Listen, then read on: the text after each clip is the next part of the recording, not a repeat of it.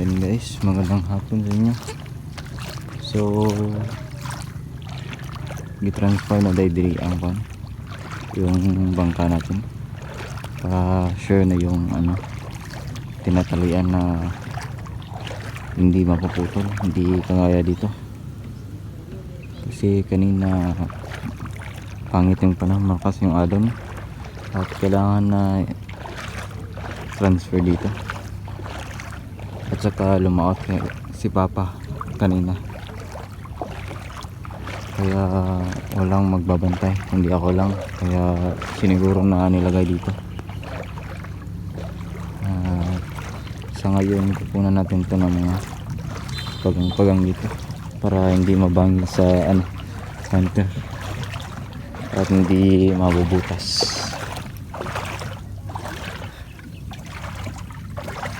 So akit muna tayo.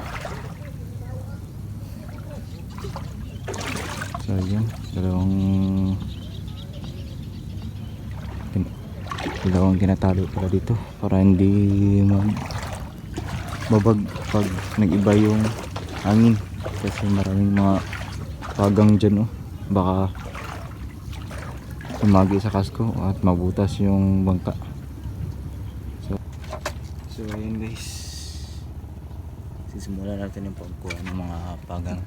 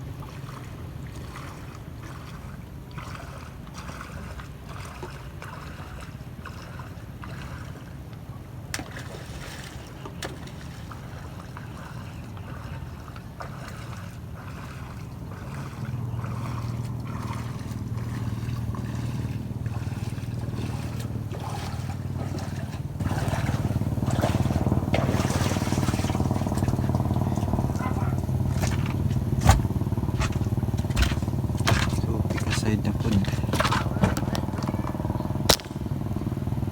Ayan.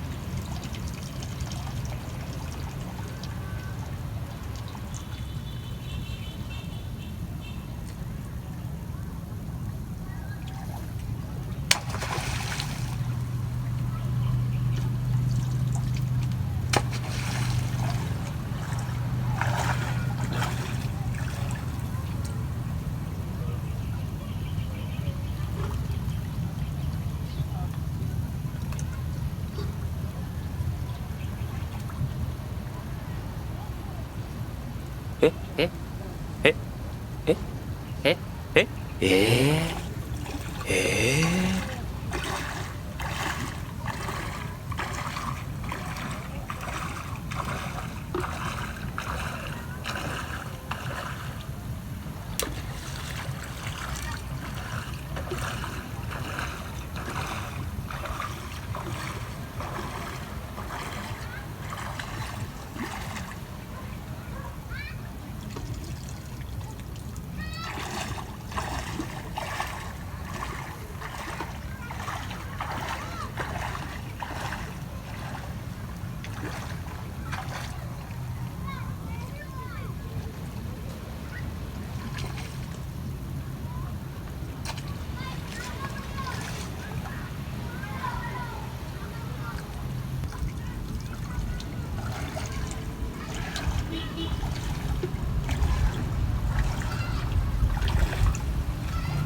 So ayan yung nakikita nyo guys sa mga kinukuha ko ng mga pagang may mga maliliit na tuyom, kaya medyo nahihirapan ako magkuha ng mga pagang kagad-agad kasi madami yung maliliit na tuyom at kailangan mag-ingat.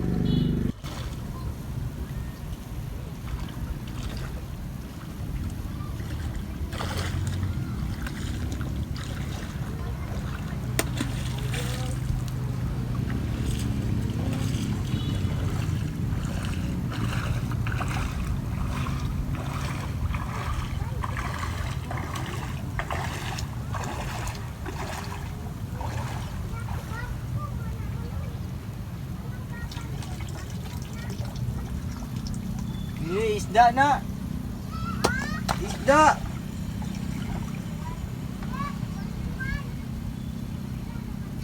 Isda, diloy barko, isda! Isda lagi! Isda! Isda lagi! Isda lagi ba?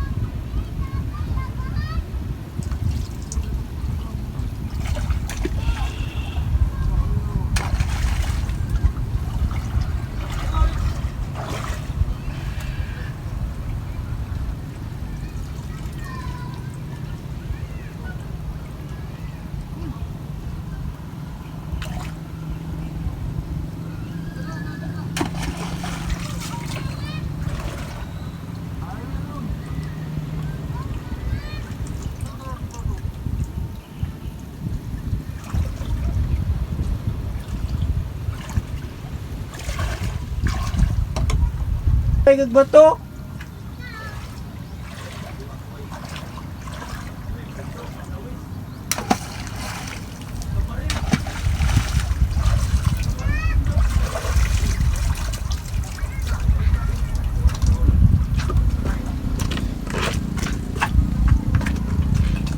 So ayan guys, nakikita nyo medyo nagdandaan tayo kasi madami yung mga maliliit na tuyong. Parang seasonan to yung ngayon na pagdami kasi sobrang liit din nasa mga pagang nakatago. Munti ka na tayo dun kanina, malapit na matunok, matinik. So ayan, patay na, everything is clean na. Hindi na to masasagi or mga ano lang to yung kasama, kaya hindi na po basta medyo aabot tayo sa likod. Maliit lang yung mga pagang pero kaso maraming tuyo, kaya kailangan nandahanin yung pagkuha. So ayun, kikita nyo lubog. So babalikan natin yan mamaya kasi maraming pagkuha ko ng pagang, marami na nga nahuhulog, kaya nagkalat yung mga maliit na tuyo dyan. Baka matanok tayo, matinik. Mahirap. Hindi naman masakit pero mas okay na yung nag-iingat.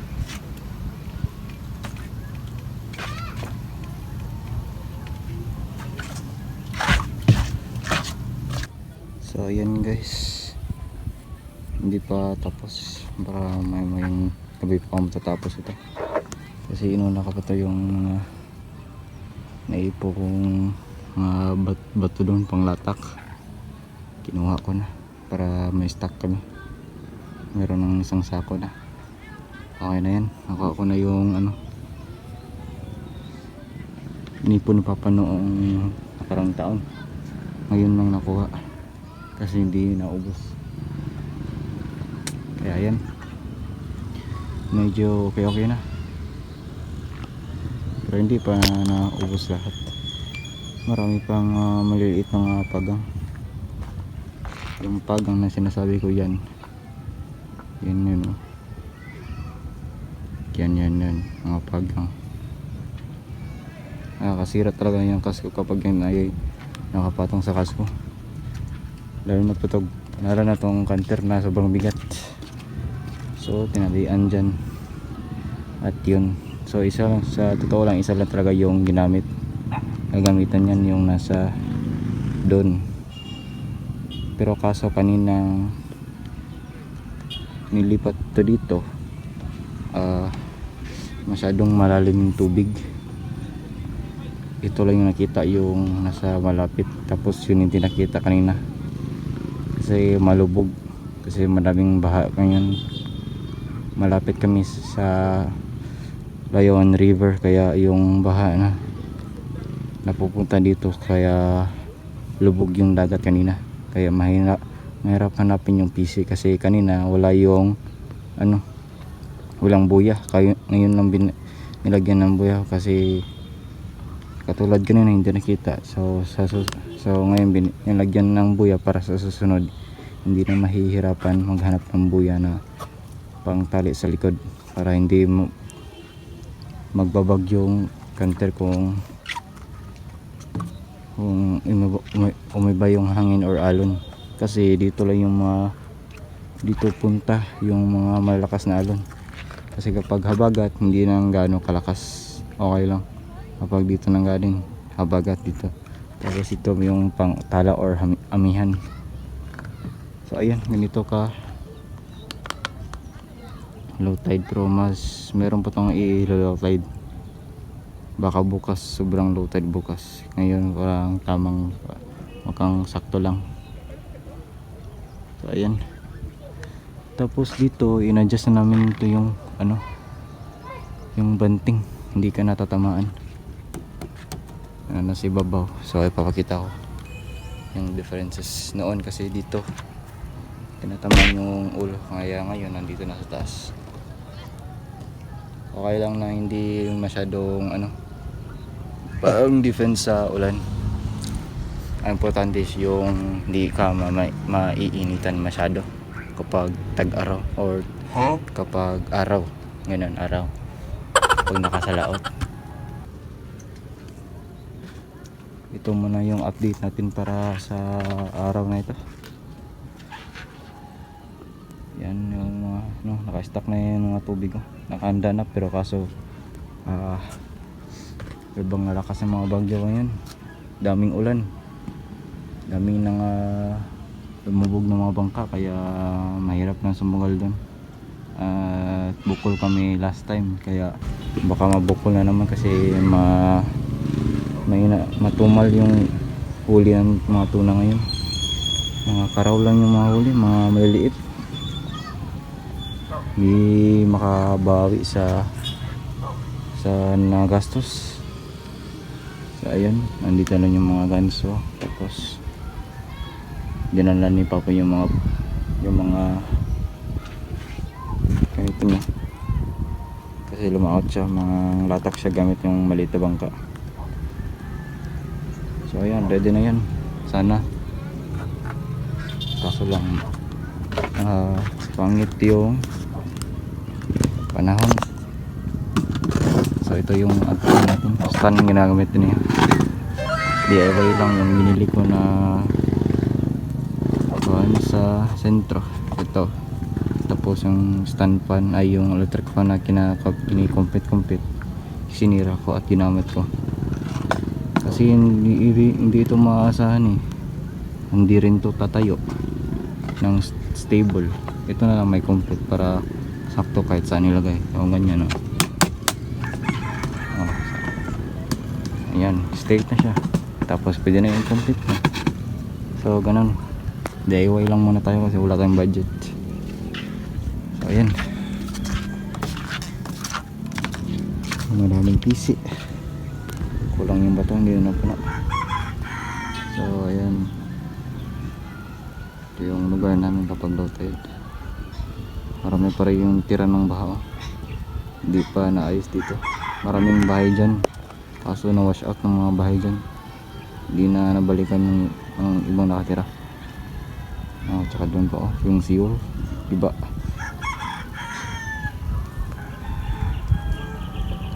At saka may cargos dito, ngayon may barko.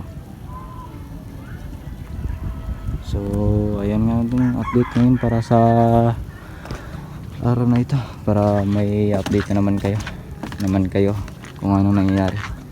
Kasi parang matagalan tayo mag-upload kasi gawa rin yun ng masama yung panahon at yung mga